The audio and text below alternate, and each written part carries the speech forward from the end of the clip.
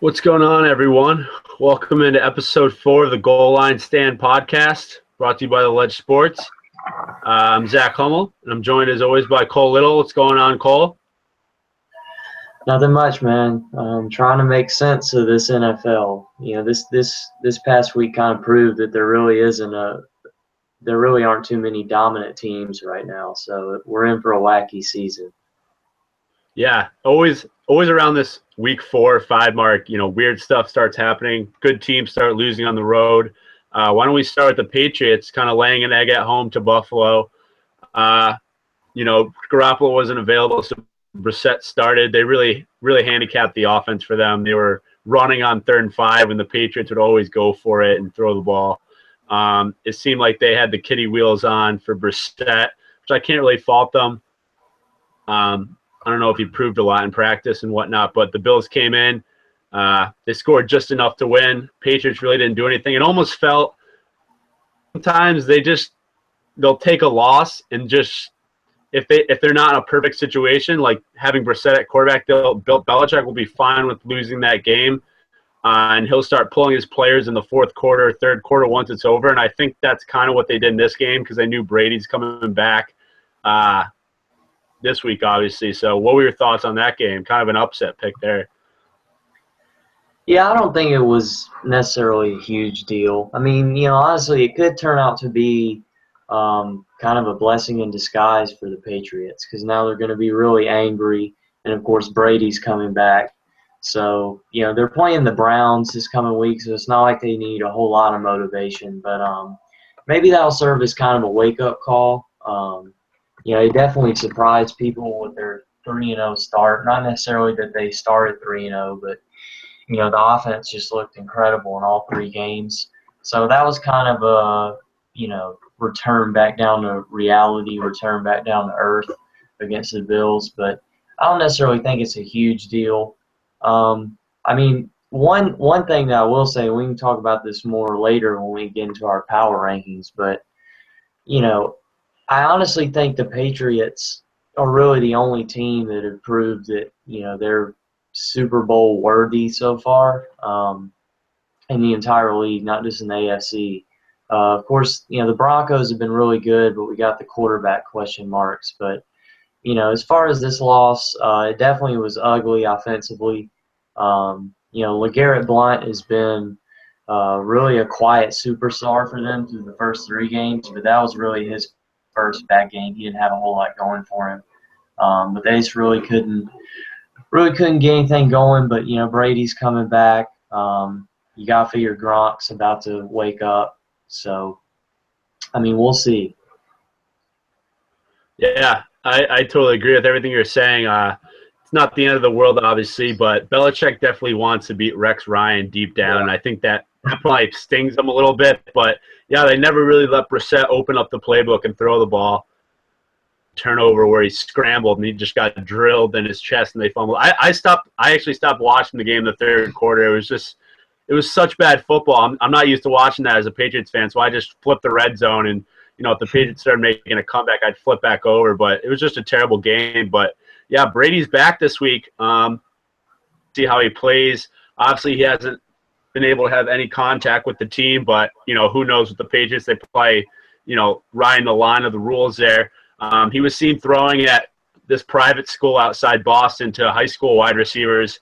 If I know anything about Brady, he'll come out and throw for 404 TDs versus the Browns, who are, a great team for him to open up against. In Cleveland, Brady coming back, trying to stick it to Goodell.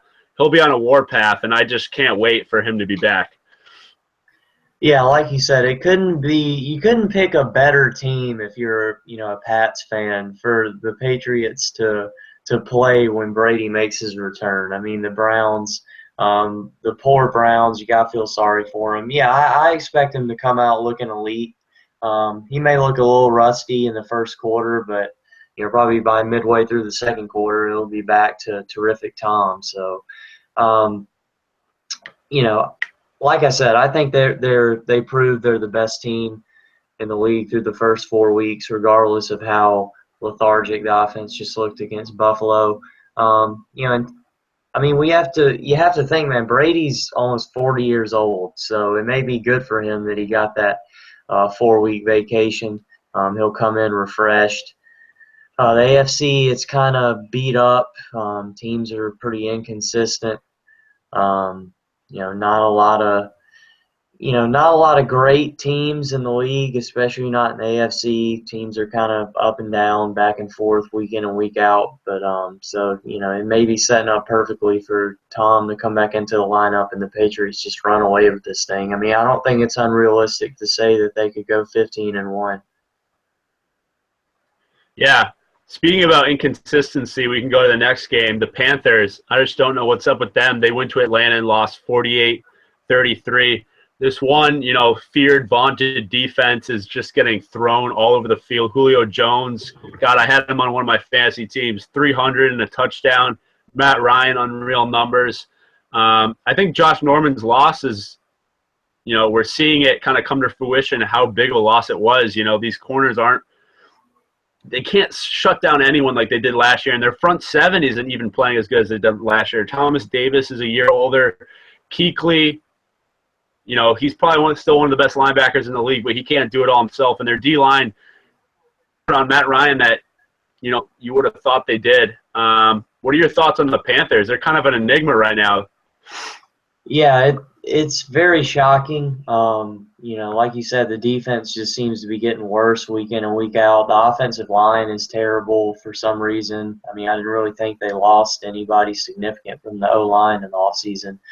But as for the defense, I don't know. I mean, you got to wonder if maybe that was a flash in the pan last year. I mean, they definitely were one of the most overachieving teams in the history of football because nobody expected them to end the regular season as the best record and make it to the Super Bowl coming into the 2015 season. Nobody did. So they definitely overachieved. The defense really overachieved because it's kind of a veteran defense. They got some old guys. Maybe losing Josh Norman was just the death knell for that Panthers defense. I wasn't a big fan of how they got rid of him because it was such a weird time in the offseason. It was after free agency, the big free agency period. I know their GM Dave Gettleman's proved to be kind of ruthless in the past, like he cut Steve Smith and some other stuff. But I thought the move was stupid. I know a lot of NFL analysts said it wouldn't affect him that badly. He was the best corner in the league last year, a top 5 corner the year before that. So maybe it really did just kind of destroy the chemistry with this defense. I know Jared Allen, a veteran, of course they had him last year, helped lead him to the Super Bowl. He retired, so maybe that has something to do with it as well. But, yeah, that defense looked pathetic. And, it really didn't look that great against the Vikings. It really didn't look all that great against the 49ers week 2, even though it was a blowout victory. It still didn't look that good. And maybe it'll just keep getting worse. But they definitely have been the most disappointing team in the league so far. The Falcons have been surprising, but that is still a relatively weak division, so maybe the Panthers can turn it around and win it. But I don't know. I mean, there have been a lot of teams that have been shockingly bad to start the season, but the Panthers are probably the worst of that bunch. Yeah, I mean, we still don't really know how good the Falcons are because, like you said, the Panthers' D has been so bad. I don't know. I don't know which way is up with them. Kudos to the Falcons. They always do this. They'll get a couple big wins early in the season when people will start being high on them, and then they'll break everyone's hearts. They either won't make the playoffs or they'll lose in the first round when they shouldn't. That's kind of the Falcons' MO. Yeah. Panthers, I thought they looked better when Derek Anderson came in, when Newton came out injured. I thought, they kind of opened up the offense instead of doing this one-trick pony kind of zone read offense. They kind of spread it out. They have good weapons. I mean, they have better weapons than they did last year. They got Benjamin back, obviously, and everyone's healthy. Greg Olsen, obviously Funchess, Corey Brown, Ted Ginn, who can't really catch, but he's still speedy. I just can't figure out their offense. They did put up 33, but, the defense seems to be the big issue with them. And, they got some big games coming up, and they'll have to figure it out before them.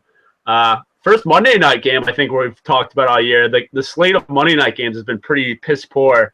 We had the Giants going on the road to the Vikings, a Vikings team which it was kind of a prove-it game, in prime time. Everyone was watching them. People have heard that they've performed really well, but everyone was watching, and they shut down the Giants. I know the Giants are beat up in the backfield, but they held Beckham to 23 yards receiving. Really frustrated Eli Manning all night, and they did just enough on offense to put up 24. Defense held them to 10. That's all you need. This Vikings team has really launched up my power rankings, as we'll see later. I really like the way they're playing. They're almost built like an old Seattle team. I just think Mike Zimmer's done a great job with this team so far this season. Yeah, I mean, the Vikings defense has definitely been the best in the league through the first 4 games. And the way it's looking now, it might go down as one of the best ever. We had one of the best ever last season with the Broncos defense, which is great yet again. But this Vikings defense is just awesome. I mean, like you said, shut down Odell Beckham. Really shut down practically all. Eli ended up with about 260 yards, but he never really got into a rhythm. But that defense has looked incredible. I mean, you can't knock them whatsoever. On the offensive side, gotta give Sam Bradford credit. I mean, I know we've seen this before. He'll have stretches where he's really good, but I mean, he's looked about as good as he's looked in his pro career these past few weeks with the Vikings. I mean, he was 26-36, 262 yards, touchdown, no picks on Monday night. So he looked really good. I mean, this is a team that, they're so beat up. I mean, their offensive line's beat up. Of course, Adrian Peterson's out of the lineup. I mean, it really wasn't all that long ago that Teddy Bridgewater tore up his knee. But, the offense just keeps on clicking. Kyle Rudolph, the tight end, has been amazing. He's really one of the more underrated guys in the entire league. What can you say about this team? I mean, maybe it's Zimmer. I don't know. He may be one of the league's great coaches. I think he's underrated as well. This is a team that definitely overachieved last season, and now they're overachieving even more so this year. I will admit, last week I wasn't really certain that this would hold up. I thought maybe the defense would kind of give out a little bit against the Giants on Monday night. But, it held up. The offense looked great. The defense looked even better. So, I mean, I guess you got to respect the Vikings. Regardless of all the major injuries, this is still a great team. They really look like the team to beat so far in the NFC. Yeah, like you said, as we see, it's more of an NFC thing, but the Broncos kind of proved it last year. Defense still wins championships. If you have a shutdown defense, you can win no matter, what your offensive formation is. Peyton Manning even won, in the state he was last year with just an incredible defense. The Vikings, they've dealt with so many injuries. And 2 guys I want to point out on their defense. Everson Griffin is one of the best pass rushers I think no one talks about. Yeah. He was really highly recruited coming to USC. Didn't have a great career there, and he kind of fell in the draft, but he's been unreal. And Anthony Barr, that guy's a fucking savage. I mean, there was one play last night where Larry Donnell tried to block him, and he just put him on his ass. He just has no regard for human life, and I just think he's probably the best linebacker in the league at this point. He's a physical freak. Yeah, I mean, they have some of the most underrated players in the league. They really do. I mean, Harrison Smith, starting safety, he's really good. Another good one. Rhodes, the cornerback. Yeah, Xavier Rhodes is really good. Like I said, Rudolph, Stephon Diggs has really come out of nowhere. He's proven to be one of the league's top young wideouts. So they have a lot of underrated guys. They have the perfect mixture of youth and experience. So, I guess the Vikings are for real. Yeah, definitely. I think we'll move to our best and worst of the week. We can probably discuss some of the games within that. What'd you have for your best of this weekend in the NFL? There was a lot to pick from because there were so many great performances, a lot of surprise victories this week. But I'm gonna have to give credit to the Falcons. I'm a Falcons doubter. I'm from this general area near Atlanta, so I'm used to always hearing about the Falcons, watching them on TV. They frustrate me over the years. You just never know what to think of them. And like you said, they always seem to start off really good, and then they kind of taper off by the end of the year. But even last year when they had that great start, the offense didn't quite seem to be clicking like it is now. And dropping 48 on that Panthers defense, even though the Panthers defense, like we've said, has been pretty underwhelming, that was still incredible. And even the week before that, when Julio Jones did not have a good game whatsoever, they still looked pretty great. He scored 45, even though it was against the pathetic Saints defense. But this is a team that's, they're 3-1 right now. They definitely look like far and away the best team in that division. The Falcons seem to be one of those teams that, there can be a complete change just in a matter of a week.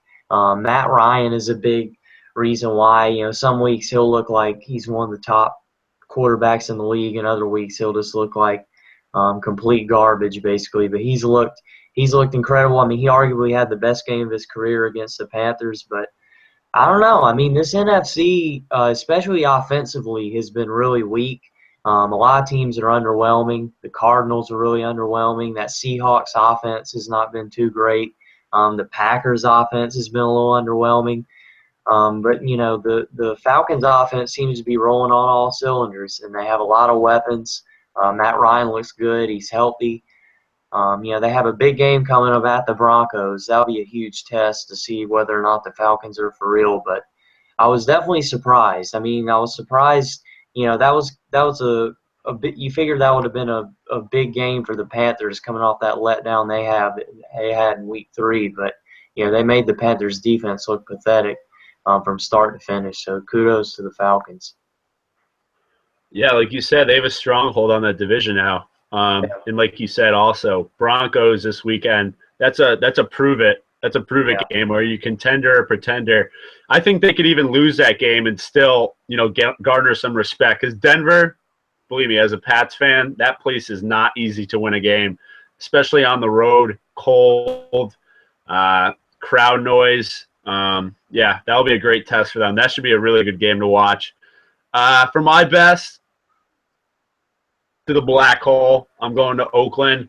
They went on the road again and beat Baltimore, who, we mentioned on the podcast last week, and we're probably the most unimpressive 3-0 team. Yeah. Nevertheless, they were down in that game, and Derek Carr led them back. Derek Carr is my best of the week.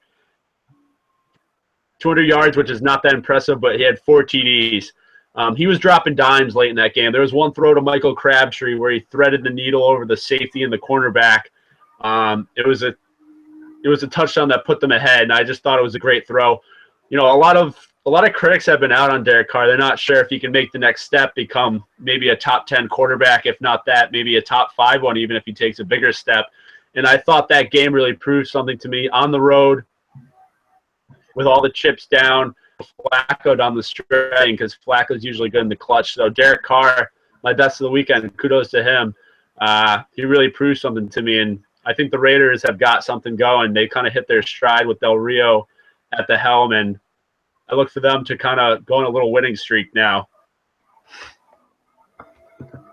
Yeah, for sure. I mean, they've, coming into the year, this was a huge year for the Raiders because it's really the first time in, over a decade that they've actually been considered playoff worthy. But they definitely lived up to expectations so far. Michael Crabtree, has just kind of come out of nowhere, revitalized his career. He was definitely underutilized or improperly utilized when he was a 49er.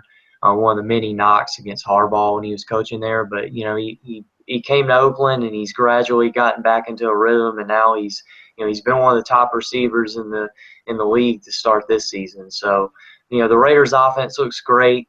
They have a lot of solid defensive players, Khalil Mack, of course. But, that's a good young team, and you got to figure for the next 2 or 3 years at least, they're going to be pretty solid. Definitely going to be able to compete for AFC West titles, and who knows, a few years from now, maybe sooner than that, they could be legitimate Super Bowl contenders. Yeah, definitely. It's good to have Oakland back being, pretty decent. I think it's just good for the NFL. Yeah, it is. Moving over to our worst of the weekend, there was a lot to choose from here too. What is your worst of the weekend? Yeah, there's definitely a lot to choose from here. I'm gonna have to go. I hate to do this because I've been a fan of this guy since he entered the league. I was a fan of his in college. I've kind of defended him when national media has bashed him, but he's starting to really become a distraction to his team, and that's Odell Beckham. Um, in the Redskins game, the crying on the sideline before the game was even over, and the hitting the field goal kicking net and doing all this nonsense. It was stupid. I kind of figured it had a lot to do with the Josh Norman rivalry, so I kind of gave it a pass. But when he struggled, like you said, he really struggled against that Vikings defense on Monday night. Only had 3 catches, 23 yards. Never really got into a rhythm. Victor Cruz was really Manning's only reliable target on Monday night. But bad game, and he comes out and says, "Football is my sanctuary. It's where I go to escape. It's where I'm most happy. I'm not having fun anymore." Well, I mean, what is that supposed to mean? It's like he's giving some snarky comment. First of all, who cares if you're not having any fun anymore? You're supposed to be a leader for your team. You're one of the best receivers in the league. You're playing on a Giants team that's definitely capable of winning that NFC East division. And all because you've had a couple games that don't necessarily meet your standards, you can't come out and say, "Oh, I'm not having fun anymore." I mean, Eli's still he's still putting up big yardage. Victor Cruz is definitely getting catches. He's been better than Beckham so far through the first 4 games of the season. But, Beckham's just kind of becoming a distraction. I mean, I know he's kind of an eccentric guy, but, he's still really young. He did get probably a little too much attention early in his career. A lot of it had to do with that amazing catch, but maybe it all went to his head.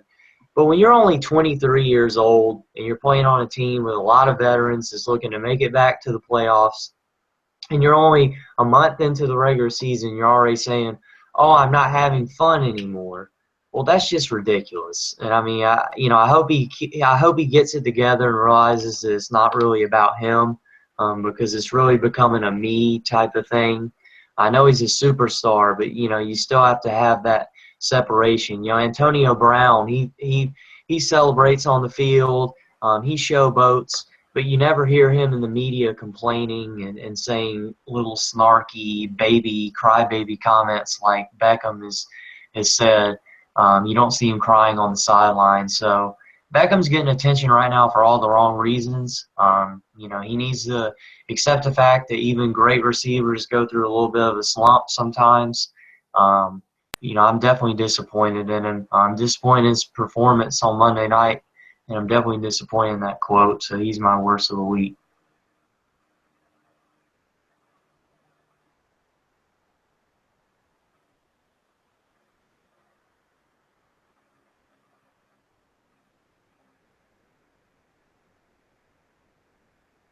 Yeah, you're like breaking in and out.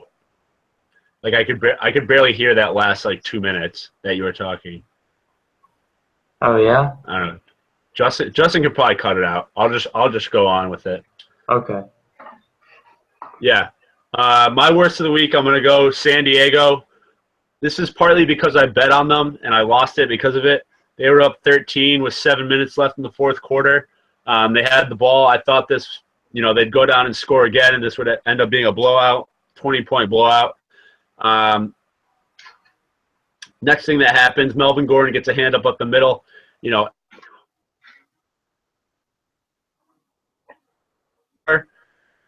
Chargers get the ball back. They're up 6 with about, I think it was 5 or 4.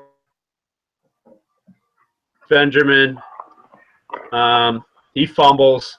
Saints go down and score, end up winning the game. I ended up losing my bet. I just think the Chargers need to work on their ball security. I'm sure Mike McCoy has been, harping on that all week. That was my worst of the weekend. a team like that, you cannot lose when you're up 13 with 7 minutes left in an NFL game. It just shows how inept the Chargers were. And I'm kind of surprised Mike McCoy wasn't fired after that performance.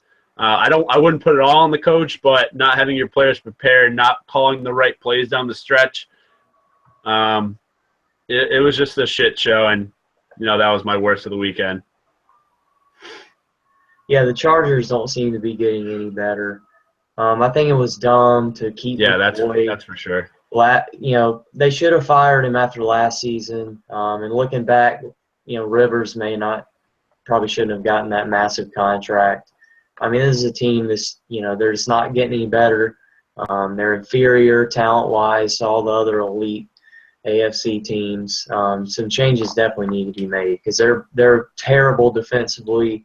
In offense, even though they put up a lot of points, Rivers always throws for a lot of yards. There's just really no consistency there. For sure. We'll go to our power rankings now. I'll start us off. I got the Broncos at number 1. They went to Tampa Bay, were pretty impressive. Got to keep an eye on the Simeon injury. I thought Paxton Lynch played pretty well when he came in, but their defense has been the best in the league, so I have to go with them 1. 2, I got the Patriots. Even though that they lost to Buffalo, Brady's coming back, and I think that's enough to fault them up to 2 over some of the other teams. I got Vikings 3, top NFC team right now. Their defense is running all over the field, making plays. Their offense does just enough to win. Bradford's been okay, surprisingly. 4, I got Seattle. Game we haven't touched on. They went to New York and beat the Jets on the road, which isn't an easy thing at all. Coming back to the East Coast, Russell Wilson played pretty well. Their defense kind of amped it up a little bit from what we've seen this year. Decent win for the Seahawks, so I'm going to vault them up to 4. They just have the pedigree. 5, another game and team we haven't mentioned this week, the Steelers, after that loss to the Eagles. They put up a 43-burger on the Chiefs defense that everyone was talking about last week when they held the Jets to – they had Fitzpatrick those 6 picks. So Big Ben got back on track. Le'Veon Bell was back. They look like they're clicking on all cylinders, and their defense together and held Alex Smith to only 14 points. So, yeah, I got the Steelers 5. So I got 3 AFC teams and 2 NFC teams in my top 5. What do you got? Yeah, I have the Broncos at number 1. I mean, it's pretty much impossible not to put them there because they really haven't had any flaws really through the first 4 games. Like you said, got to keep an eye on that quarterback situation. But I have them at 1. I dropped the Pats to 2. Not a huge deal, that loss. Of course, Brady's coming back. I have Vikings at 3. Their defense has been incredible. The offense has been better than many would think with all the injuries this experienced. Of course, they're undefeated. At 4, I have the Eagles. They've definitely been the most surprising team. They were off this past week, but I really haven't seen anything to really hold against them. I mean, the defense has been good. Carson Wentz has been incredible. We'll see how long it holds up. They definitely look really solid. They've looked better than a lot of other Super Bowl caliber teams, and they proved that they're for real through the first 3 games. But we'll see coming out of the bye week how they do. At 5, I have the Seahawks. It seems like it took them a few weeks for that offense to wake up. Jimmy Graham, he's kind of getting back to, his old self. They signed C.J. Spiller this past week, and he caught a touchdown pass in their victory on Sunday, so maybe that'll kind of serve as a spark for them. But yeah, it just took a little while for that offense to get going. Russell Wilson was getting no protection those first few games, but now it's a lot better. The defense is remarkable, so they're probably still the team to beat in the NFC. I mean, I think that was the general consensus coming into the season. They were really the team to beat. So they're really waking up, and it'll be interesting to see if that offense just keeps getting better and better. But right now I have them at 5. Yeah, it'll be interesting to see Wentz on the road. Another another kind of easy road game at Detroit. We'll see how that goes. Detroit lost to Chicago this past weekend, so God, that's a fucking terrible loss. So we'll see how Wentz does. Why don't we move to our upset pick? Last week I had the Raiders on the road at the Ravens. As we mentioned, they won by 1 point, kind of swept that one out. That moves me to 3-0. I don't know what I'm doing. I haven't put money on any of these, so maybe I should start betting some of them. Yeah. Chiefs on the road at the Steelers, and they got bundled. I thought it was a good pick. They just didn't seem ready. Andy Reid had that almost surprised, scared look on his face all night. Just wasn't a good night for Kansas City. Yeah. So you moved to 0-3. Hopefully you can get off the schneid this week. I'll let you go first. What's your upset pick of the week? Yeah, I've been like really bad at this. I was shocked that the Chiefs were as pathetic as they were on Sunday night. That was a big statement game for them. That was a big opportunity to prove that they are for real. They are a legit Super Bowl contender, and they definitely fell way short. And I was surprised. But this week, I talked about them earlier. I touted them, so I'm going to go with them in my upset pick. I'm going to go with the Falcons. Most sports books have them as either a 5.5-point underdog or a 6-point underdog. They're at Denver. Of course, the Broncos dealing with a little bit of a quarterback scare. Trevor Siemian going out with a shoulder injury, and their win on Sunday. So it'll be interesting to see if he's able to go. I think he's been listed as day-to-day, but he might not be able to go this week. But that Falcons offense has been amazing. I mean, the past 2 weeks has definitely been the best there is. Julio Jones coming off maybe the best game of his career. Matt Ryan maybe coming off the best game of his career. They're going into Denver. Even though they were home against Carolina, it was still shocking that they were able to beat down on them like they were. So maybe they'll shock people again going into Denver, who, of course, is dealing with a little bit of a quarterback issue. I'm going to go with them. I mean, they've been surprising so far on these past 3 weeks. You really can't find any flaws. They've just been incredible, especially on offense. So, maybe this is the year for the Falcons. Of course, they've had some really awesome regular seasons in the past with Matt Ryan under center. It's just the playoffs where they come up short. But who knows? Maybe this year, since nobody really touted them at all coming into the season, everyone doubted them. Maybe this is going to be the year that they prove people wrong. It's still kind of, scary that offense is so Julio Jones centric. But I think they can get it done at Denver. I really do. Yeah, the weather looks great in Denver. It's going to be 70 and sunny, so the Falcons will be able to throw it all over the field. I had them on my list. I'm definitely going to bet that game. I think I'm going to take Atlanta just because the uncertainty of Denver's quarterback. And I think Atlanta can score on that defense. They have a good enough offense to do it. I'm going to go with a Thursday night special for my upset pick of the week. Thursday night game, we got Arizona heading to San Francisco. Really surprised by this line because I actually thought San Francisco played pretty well versus the Cowboys last week at home. Arizona, I mean, they lost to – we didn't talk about that. They lost to the Rams at home. And they're a 4-point favorite on the road at San Francisco. I don't quite get that line. I think San Francisco might be the better team right now. They're definitely playing better. Carson Palmer's doubtful. Drew Stanton's going to play, and God, that guy's an interception waiting to happen when he steps on the field. I don't know how this line is at 4.5 or 4 for the Cardinals right now, but I'm going to take Niners. I just think it's a perfect spot for them. It's really a must-win game for Arizona if they get too much behind in this NFC race by week 8. So I just think the 49ers get it done, get some revenge on the Cardinals who have been beating them up the last couple seasons. So I got the 49ers at home versus Arizona, and you got the Falcons going on the road to Denver. Right. Two pretty good picks. I think they both could win, actually, when it comes down to it. Yeah, for sure. And I mean, other than that, another week of good football. No, go on. Yeah, I mean, I was just going to back you up on what, the potential Cardinals upset. I mean, they've been very disappointing this year. That offense has looked miserable. I mean, I honestly don't know what's happened. Carson Palmer was a borderline MVP last. Cam Newton didn't have a season for the ages. He probably would have been the MVP. And he's thrown for a lot of yards, but he's just kind of looked like the Carson Palmer of old. That offense really hasn't been able to get into a rhythm. It's really strange. I have to give some props to Jeff Fisher.